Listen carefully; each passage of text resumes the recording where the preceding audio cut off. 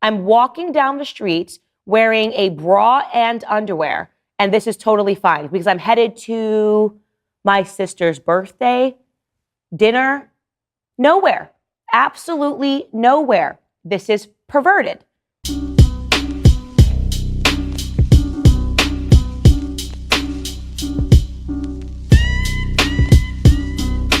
Women are nasty now. Something I've noticed. I want to just say this right at the top of 2024. We have become the perverts.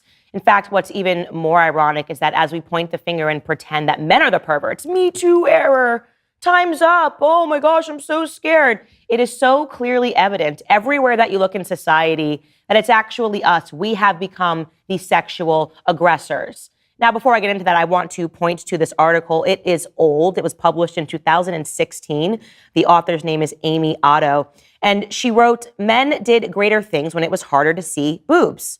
I totally agree with that statement. Don't even have to think hard about it. She writes, "Giving sex for free destroyed men's motivation.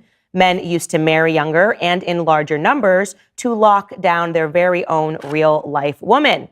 But now, in a bizarre gambit to gain equality, women gave away a ton of the power that they had accumulated in society.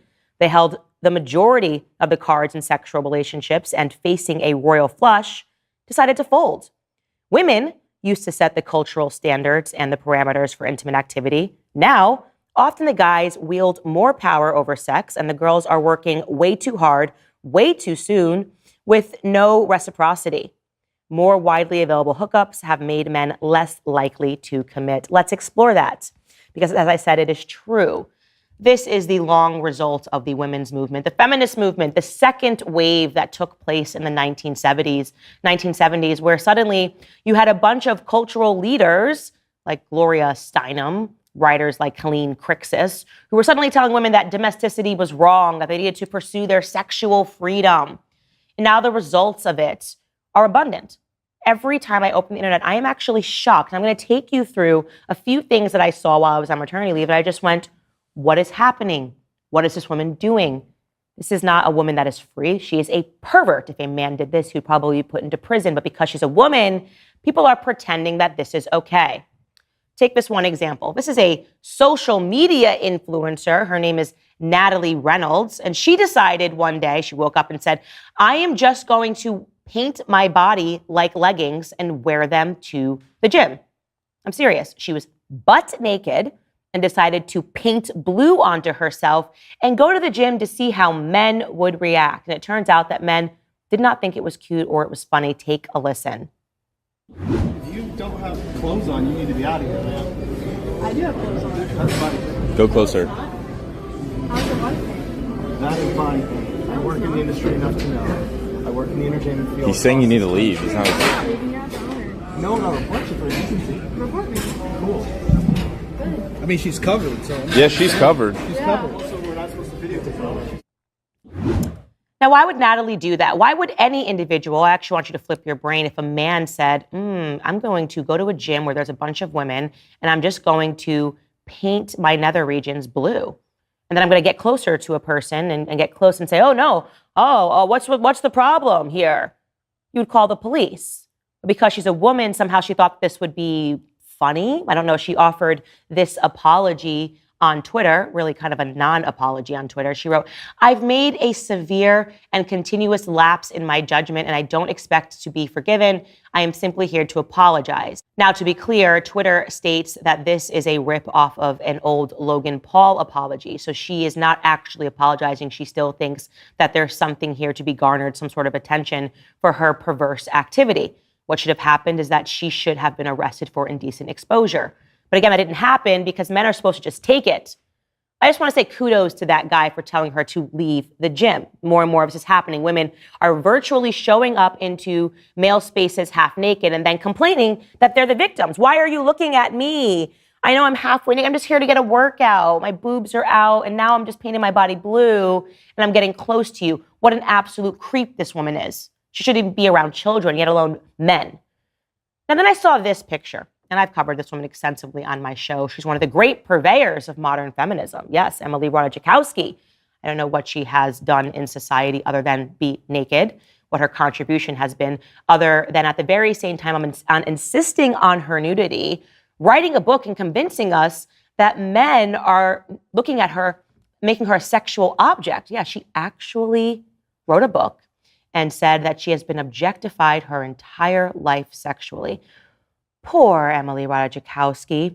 So anyways, I don't know where she was going the other evening, but I do want to show you this photo of her, a night on the town in New York City. It looks like her assistant is descending out of a black car with her, and this is what Emily Ratajkowski decided to wear. Now, if you're listening to this podcast and you don't see it, it is literally a black bra and underwear, and a sheer top on top of it, completely sheer. She's completely naked. She's also wearing even a transparent heel. So I will ask the question in case you think I'm being unfair. Where is she going? Where is she going that you would say that this is an appropriate outfit to wear? I want you to actually get creative here. I played this game. I said to my producers, in what setting would you say, no, actually, this outfit is appropriate? I'm walking down the street wearing a bra and underwear, and this is totally fine because I'm headed to my sister's birthday, dinner, nowhere, absolutely nowhere. This is perverted. And somehow in our heads and our minds, we've said, no, this is totally fine because she's a celebrity. And I guess celebrities are allowed to be perverted, are allowed to act in this manner, are allowed to sexually harass people. Do you know how furious I would be if I was walking with my 2-year-old son and she got out of the car dressed like that? She's a perv. Let's just call that out, okay? Women are doing this over and over again while convincing you that they are the victims. And there is no woman who sold us victimhood over the last 10 years more than the artist Kesha. Remember, she wanted to get out of her Sony contract, and so she said that she was sexually assaulted and raped by Dr. Luke, one of the producers over at Sony. Now, that entire lawsuit fell apart, not before she was given awards and the red carpet was rolled out. Poor Kesha.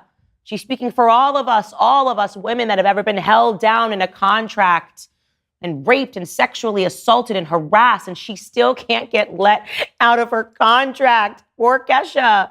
She's a victim. Remember that whole thing?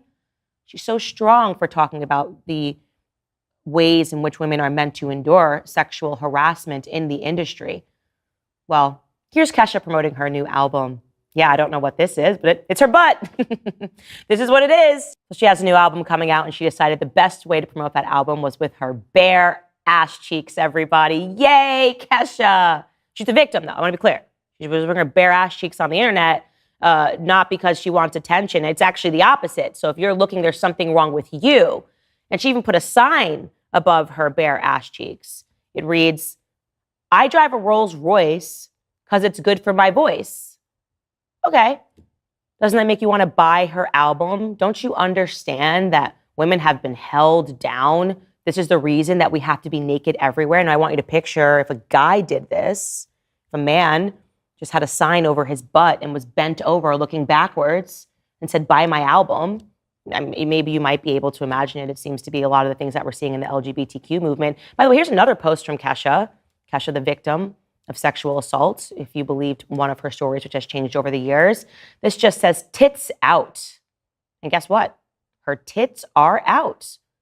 But again, I need to impress upon you that these women have all shared their stories. They are the victims in society. That is why they continue to act like pervs. So 2024, I want to welcome men and women to start calling these sorts of women what they are. They're perverts. It's disgusting. I've had enough of it. I don't get it. It's become a mental disorder. I go online and I say, what is wrong? What kind of a race to the bottom is this? And then I ask the question to men, is this even interesting to you anymore? Because I have to imagine it's not. I have to imagine that most men are just bored of seeing this. We get it, okay? There's no mystery here. There's nothing that you want to lock up and marry. That's why none of these women that I just showed you are married, right? Because you've already given everything to everyone on the internet. I feel like I have slept with all of these women. I can't imagine how everybody else feels. Just like the guy in the gym. Hey, get out of here, okay? We get it. You're obsessed with yourself and obsessed with your body. And the fact that some of these women are mothers, like Emily Ratajkowski, I mean, shame on you. Shame on women. Shame on women in this day and age. When discussing sexual abuse or harassment, the focus often centers around male perpetrators. However, it is essential to acknowledge that women can also be perpetrators of abuse. This video and Candace explore the complex issue of female perverts, challenging societal stereotypes and stigmatization. Research indicates that female perpetrators account for a significant percentage of sexual abuse. A 2019 study published in the Journal of Child Sexual Abuse found that 25% of perpetrators were female. The National Center for Victims of Crime reports that 34% of sexual offenders are women. These female perpetrators may engage in various forms of abuse, including emotional manipulation, physical contact or assault, grooming, or online harassment, and maybe exploitation. The notion that women are exclusively victims and men are exclusively perpetrators perpetuates harmful stereotypes.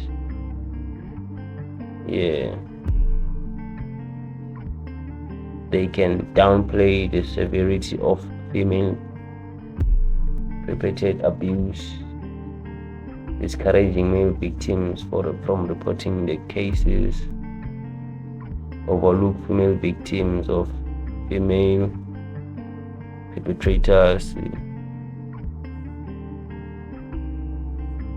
Basically, female on female assault or abuse.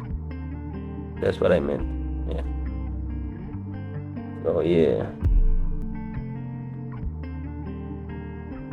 Research suggests that female perpetrators often exhibit power dynamics, abusing positions of authority, manipulating. They are basically manipulative. Let me just say they are manipulative. They can manipulate basically anyone. You understand? Emotionally instability. They are more emotionally unstable. They have trauma or past victimizations,